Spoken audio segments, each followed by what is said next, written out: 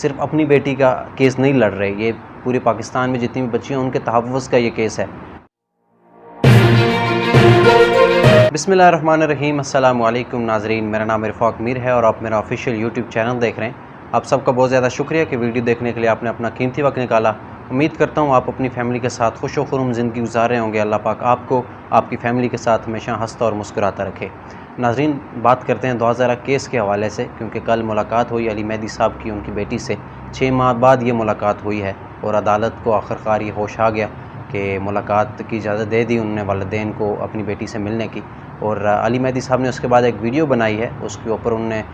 بڑے حیرت انگیز انکشافات بھی کیے ہیں، اس کے اوپر بھی بات کرتے ہیں۔ سب سے پہلے آپ سے گزارش ہے کہ میرے چینل کو سبسکرائب کر لیں، ساتھ لگے بیل آئیکن کو بھی پریس کر لیں، اور اگر یہ ویڈیو آپ ہمارے فیس بک پیج کے اوپر دیکھ رہے ہیں تو آپ سے گزارش ہے کہ پیج کو بھی ضرور فالو کیجیے گا تاکہ آپ تک ہماری ساری اپڈیٹ پہنچتی رہیں۔ ناظرین، کل عدالت نے حکم دیا دعا زہرا سے ملاقات کا، جو اجازت دی ان کے والدین کو، تو علی مہدی صاحب اور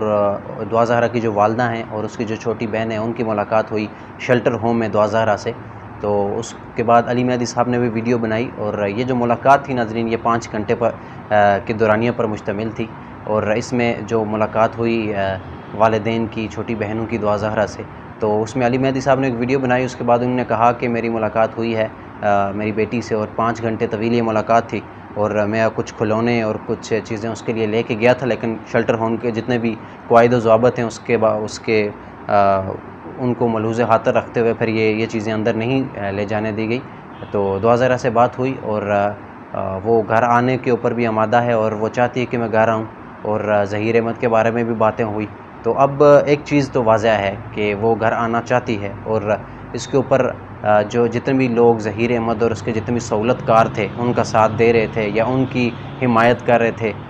کہ یہ لوگ حق پر ہیں، اور اس کو ایک لو سٹوری بنا کے اور اس کی سکسیس بنا کے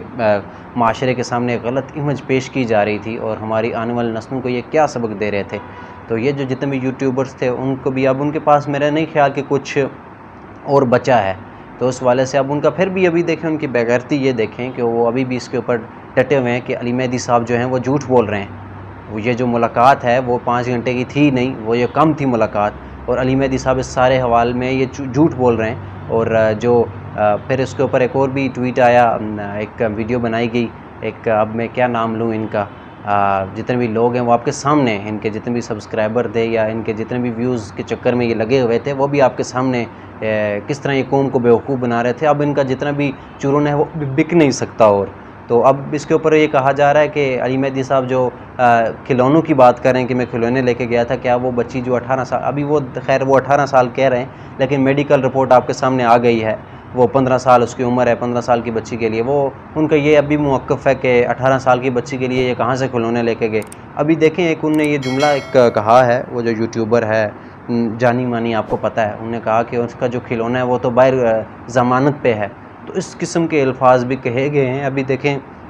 ان کا چورن تو اب نہیں بک سکتا، اور علی مہدی صاحب نے یہ بہت شکریہ بھی ادا کیا، جتنے بھی لوگ ان کا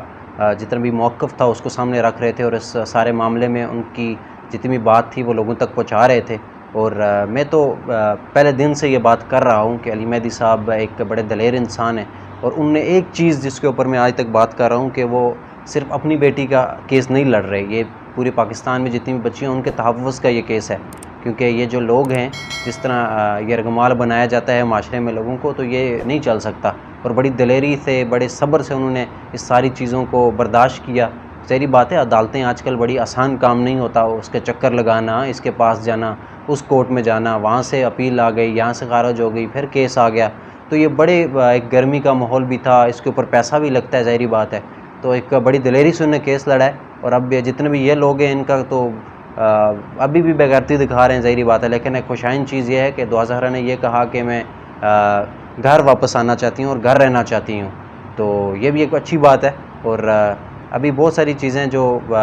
علی مہدی صاحب نے اپنی ویڈیو کے اندر کہی ہیں، ظہیر احمد کے بارے میں بھی دعا زہرا نے کہا ہے، تو اس کے سارے جو بھی چہرہ ہے وہ سامنے لایا ہے،